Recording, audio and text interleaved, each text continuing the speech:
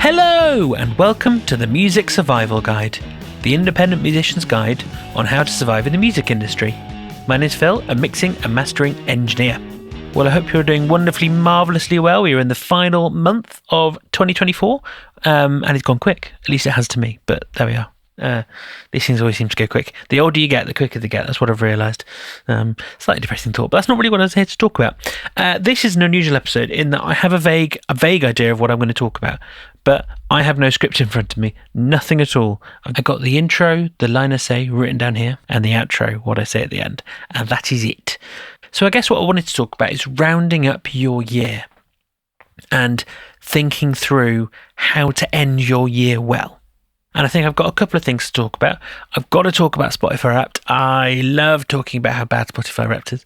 I'm going to talk about your goals, and I'm going to talk about your future year, your 2025 in this case, or whenever you're listening to this, your next year coming up. So firstly, I'm going to talk about Spotify Wrapped. I've just double checked because I'm recording this the other side of Thanksgiving, the previous side of Thanksgiving. I don't know how to phrase it.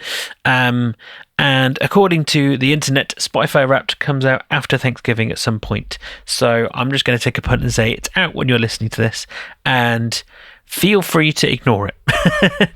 Feel free to ignore it. The thing about Spotify Wrapped is if you're doing really well as a band, or if you're doing better than you were before, let me put it that way, it's great. It's really encouraging. It's a free piece of content you can put out and go, thank you everyone for listening. Wonderful, wonderful, wonderful. The flip side of that is if you've not done as well, or if you don't feel like you're doing as well as you want to be doing, it can be a source of a way to kind of beat yourself up and to go, oh, we're rubbish. Oh, we're no good. Why am I doing this? What's the point of this? And that's the problem, I guess, is just some numbers.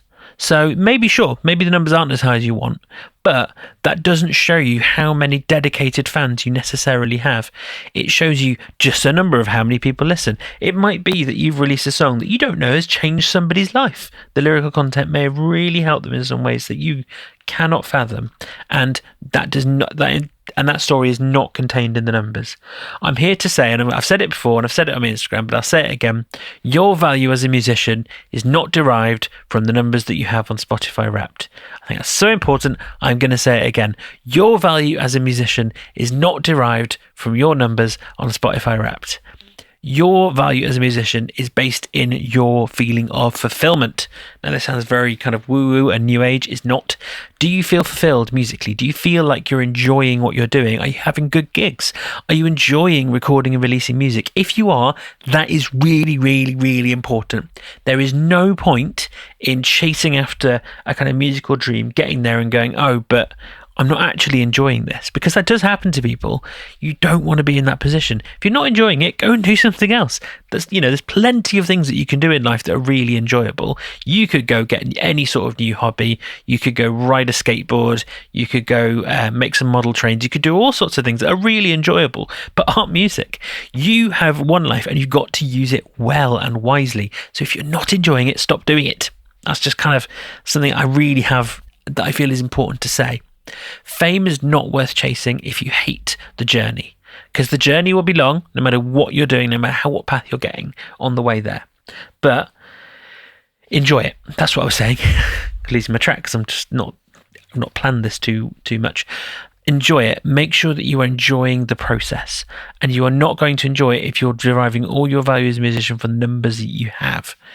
Don't focus on them. Sure, if they're bigger than before, wonderful. Use it as a way to celebrate. If they're smaller than before, maybe celebrate them anyway, unless you're too hung up on them and you think people will judge you. Firstly, people won't judge you. That's really important. Secondly, it's a really good way, I guess. This is the only upside. It's a good way of thanking your fans.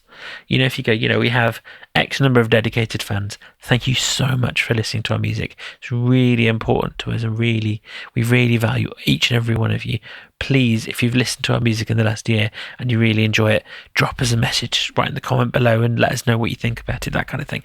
That's really important for hearing those stories behind the numbers as well, because then people will say, yeah, no, I really like X song. I really like that song. It really spoke to me. It really helped me get through a difficult moment in life. That's what you're going to find and discover those stories. And that's the moment where you're going to really find the joy in them, I guess, as well.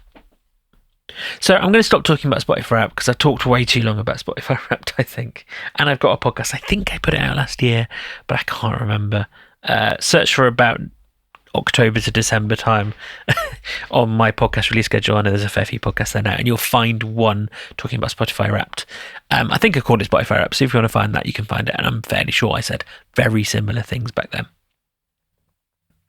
The second thing I want to talk about is ending your year well. It's on a similar note, I guess, and you need to evaluate, where are you at as a musician? If you really thought this through, or as a band, if you really thought this through, you'll have set yourself SMART goals. SMART goals are, I've forgotten what SMART stands for now. Strategic, manageable, don't know. They're measurable, not manageable. Terrible. This is why I should plan ahead on my podcast. Anyway, SMART goals, what they are is they are manageable goals that you can measure. They are measurable. A really bad example of goal is we want to be bigger than we were the year before. That's really vague. One more listener could be bigger than the year before. A better thing is to say we want to play 20 gigs this year, for example, if that is a step up for you. We want to play 20 gigs this year, and that will be a big achievement. You can look back and you can go, did we achieve that? Didn't we? Why? Why didn't we achieve that? Or why did we achieve that? And that can be a really helpful way of finishing up your year. Reevaluate your goals, and if you didn't have any goals, just think through your year. Think through, what did you do as a musician, as a band, every month? Was it helpful? Was it not helpful? That's a really important question to ask yourself. Are the things that you did musically, and in all sorts of things in life, but musically in 2024, helpful to your kind of broad goal in life, or not helpful? And if they weren't helpful, why did you do them? Maybe you had a disagreement as a band and some of you wanted to do something and others of you didn't. That can be really difficult, but it's a really important thing to think through. Did that have knock-on effects that we didn't realise at the time? I think that kind of realistic self-evaluation is really, really, really, really important, and it's so worth spending time doing. It's something I do with my mixing business. I really do think through at the end of every year, like, how did that go? What went well? What didn't go well? And why? Something I'm always thinking through with my social media content as well, with the music I work on, with all sorts of things, with the conversations I have, everything really. And it's just something that I think is really valuable to do as a musician as well. Finally, I guess I want to talk about moving forward and thinking about 2025. Wow, that's a nice number, 2025. It's kind of just feels right. I don't know why. Maybe it's because it's 1/4 but anyway, this is really not important. You want to think about your next year, and again, I think the best way to do it is to evaluate and think about your SMART goals. What goals do you want to lay down for the year ahead that are good goals, that are really, really trackable, that they're not kind of esoteric and vague, like I want to get better at guitar in 2025. Wonderful. Let's have something more realistic. I want to spend half an hour practicing every other day, for example. I don't know, it depends what it looks like for you, but that kind of thing is very trackable. And obviously you're going to spend that time within that half an hour doing productive things and building towards that kind of esoteric goal, but it is a kind of manageable, trackable goal that will help you to move forward and to move towards your prize, as it were, your goal, your kind of slightly vague goal. You've got a manageable, achievable, trackable goal. That's really, really important. If you're in a band, then I think it's worth having a band meeting and agreeing these now, or sometime in the next couple of weeks, maybe early into 2025 if you haven't got a chance to do it now, because I know Christmas can get very, very busy. Certainly does for me. And I think it's worth spending that time working out, making sure that you have goals as a set of musicians that are working together with each other and that are working for the good of what you are trying to do, the good of pushing out your music to more listeners, to maybe making a career out of this thing, and to fulfillment, I guess, as well. Fulfillment, enjoying what you're doing. I think that's a really good kind of final topic to swing round on. Fulfillment is really important. If, as I said this earlier, but I'm going to say it again, if you found yourself at the end of this year going, I'm not really sure I enjoy playing music anymore, that can be a difficult thing to realise, but I think it's an important thing to realise. Because as I said, you've only got one chance to do these things in life, and you don't want to waste your life. You want to make sure you're doing the good things, the enjoyable things. And if you found yourself going, I'm not really sure I'm enjoying this anymore, that's fine. You've got to work out what you need to do, what you want to do in life. And if you find yourself in that situation, you're in a band, for example, I think it's worth having a quiet conversation with the band and going, look, this is how I feel, this is where I'm at. Maybe it's then time for you to leave the band and do something else, or maybe it's time for you to just kind of spend some time reflecting and thinking, and you'll get back to them about it, if that makes sense. That might be a good way to do it. But I think that's a really important thing to do. And if you're really enjoying it, don't get me wrong, scrap that, ignore that, just crack on. You're really enjoying what you're doing. That's wonderful. But yeah, that's kind of all I got to say, really. That didn't really end with a big dramatic point. Maybe this is why I write notes normally when I'm doing these podcasts.